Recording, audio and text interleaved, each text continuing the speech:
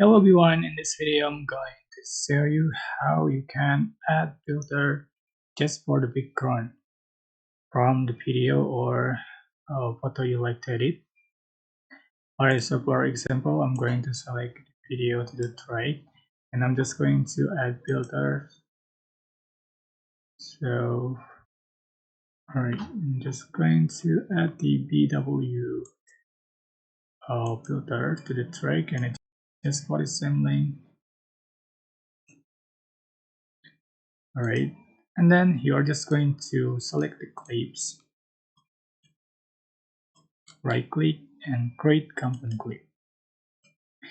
Go to media and select the same video as an overlay, put on top another clip. Go to cutout and select chroma key or to cutout or remove the background. So I'm going to select the auto cutout. So you can see, yeah, this is the final result. Alright, so super simple. I hope this tutorial was helpful for you guys. Don't forget to like, comment, share, and also subscribe. If you have any question, please leave in the comment section below. Thank you so much for watching.